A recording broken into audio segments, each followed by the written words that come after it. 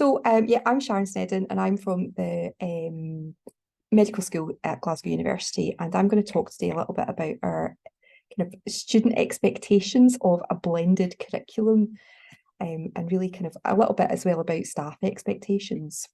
So as we've kind of just been hearing in the last talk, pre-COVID, we had a really traditional curriculum. We had a few flipped learning sessions dotted about, but these were really kind of mainly standalone and not integrated as part of a blended learning programme. And most of our teaching was large lectures and labs and then small group teaching, but it was all face-to-face. So when COVID hit, we flipped everything online like everyone else, probably in about the space of a week. And it was a huge challenge, but we made it work. But I think it's fair to say that no one, staff, students, really enjoyed that experience, that fully online.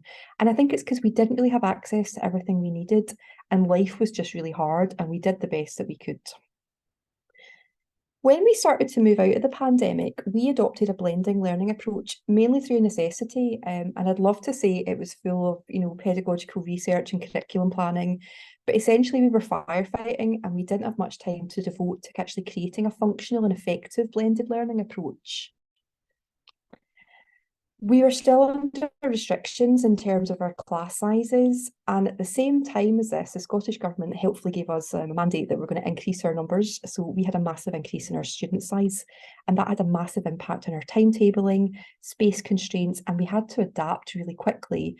And I think we kind of realised that we were just doing the best that we can. Now, not everybody likes change, is what I've come to realise, and this is staff or students actually. And I think there was an expectation from staff and students that medical degrees require hours and hours of didactic teaching and lecture theatres because that's how it's always been done. And some of our clinicians are very much of that mindset. But we needed to take this chance to improve our curriculum, and we listened to staff and students and we worked with our timetables, and that was probably the most challenging part, I think. We turned everything upside down and created a new normal or a new horizon. We looked at what worked well online, what didn't work, and probably more importantly, what needed work. So we weren't starting from the very beginning.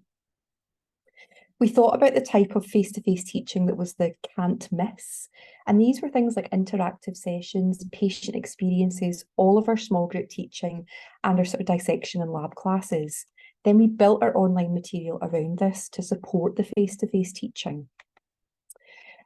And this is where we probably hit a bit of a setback because we started to get all the student feedback and it was really mixed and more negative about the online content. Students wanted or demanded in some cases a full return to face-to-face teaching for all events. The students told us that they weren't signed up to an online degree, we weren't giving them value, and their expectations were just not being met. So we basically just spoke to the students and we tried this for sort of academic year 2020. We ran focus groups, we utilised our sort of staff student liaison committees to try and understand these expectations. And this was really eye-opening. Basically, they said that our online components of the course just weren't really good enough. And we were like, well, that's a bit mean. And we tried to think about where these expectations had come from. And I think some of it was from other courses. A lot of courses had returned fully face-to-face, but there was a lot of expectations from film and TV about what a medical student is like and what a medical degree is like. It also came from families who wanted to know what their sort of young people do. So we had to address this and we clearly set out our expectations on the students. We explained the approach, we said we're using a blended learning, and we also stated that actually good online content creation is much harder than just rocking up and delivering a lecture using the same slides each year. We also kind of set time aside for the students to do their online content. So an example of what we did was if there was a lab session in anatomy, we put the pre-lab work online and we give them questions. And they knew they had to do the pre-work to be able to answer these questions in the dissection. And dissections can also bring anxiety, so knowing what to expect of the class was noted as being really useful. Another thing came out that the students had, we had expectations on the students that they were these digital natives and they were able to engage with the digital material we were providing them. We bought licenses for LT, which was a really great system, and we created what we thought was excellent content. But the students didn't like it. They weren't completing them. And basically, they were just not doing the online content and doing other things. Sometimes that was work, sometimes it was relaxing. but they didn't know what we expected them to do. So we had to put in more training. The students like flexibility. They like to be able to organise their time around it, and they valued the in-person activities. And I think it was becoming more of a more adaptable class, bonding and belonging. But actually, that was not an issue. The expectation of the students was that they actually liked the online stuff in order to kind of, make some connections, and then they would meet these people face to face. And I think for neurodivergent students, it was much easier. Another important thing about the expectations was it depended where the students came from. Quite a lot of our students already have a degree, and we have a large international student population, and they came with different expectations. Our mature students with caring responsibilities, for example, had different expectations, and that was really hard to balance across a large group size. Feedback this year has suggested that we are getting the balance right, thankfully.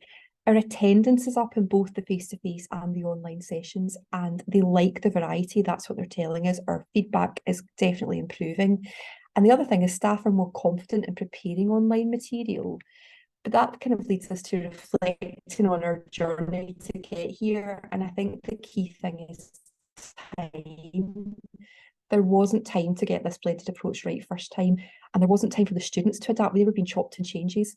And I think we've learned to be more honest and upfront of this, manage the student expectations in the early stages. And I think we're kind of now in a good place. Hopefully you'll recognise this is from Goldilocks. I think the take-home message that I've got to say is that students actually do like a blended approach, but only if it's in the right portions, a bit like your morning porridge. But it's our job to help manage those expectations. And I think that's everything. That seemed a lot faster than 20 seconds, but that's me done.